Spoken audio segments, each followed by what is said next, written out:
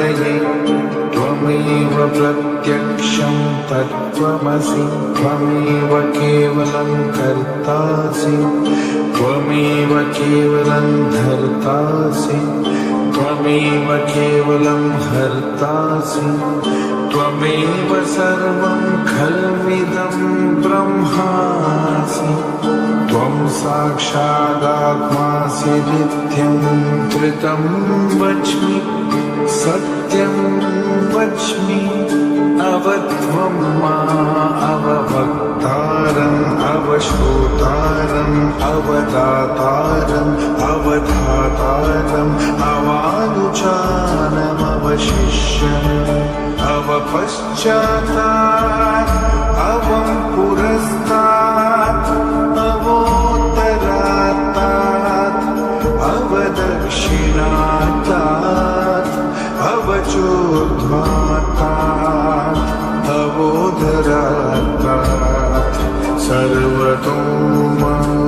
पाहि पाहि समन्तात् त्वं वाङ्मयस्त्वं चिन्मयः त्वमानन्दमयस्त्वं ब्रह्ममयः त्वं सच्चिदानन्दाद्वितीयोऽसि त्वं प्रत्यक्षं ब्रह्मासि त्वं ज्ञानमयो विज्ञानमयोऽसि सर्वं जगदिदं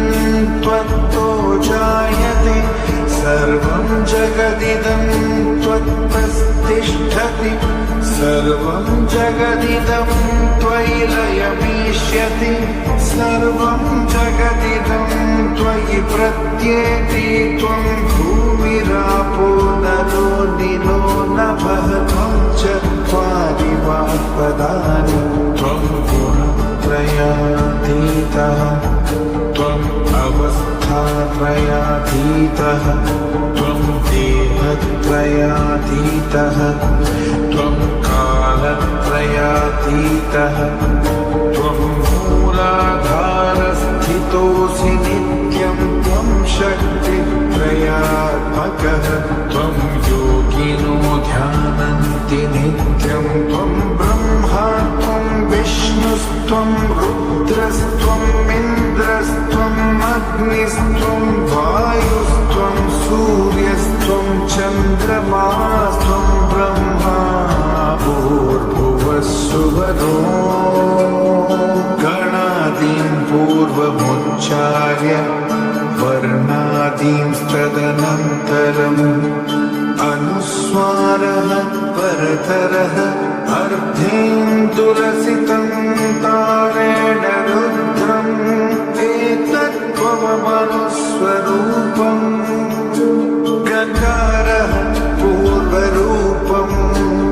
अकारो मध्यमरूपम् अनुस्वारश्चान्तयरूपम् बिन्दुरुत्तररूपम् नादः संधानम् संहिता सन्धिः सैषा गणेशविद्या गणनायकर्षिः निश्चृद्गायत्री छन्दः गणपतिदेवता ॐ गं गणपतये नमः एकदन्ताय विद्महे वक्रतुण्डाय धीमहि तन्नो दन्तिः प्रचोदयात् एकदन्तं चतुर्हस्तं पाशमङ्कुशधारिणं रथं च वरदं हस्तैर्बिभ्राणं मूषकध्वजं रक्तं लम्बोदरं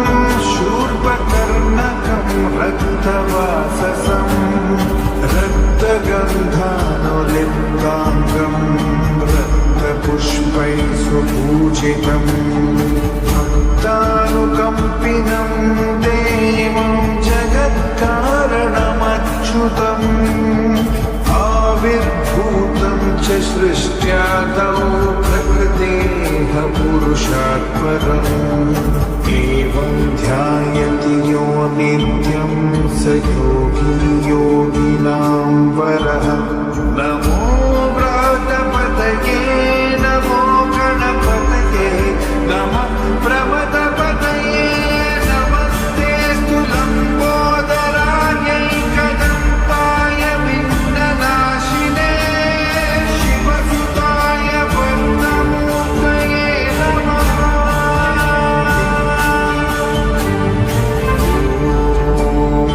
सहनाववतु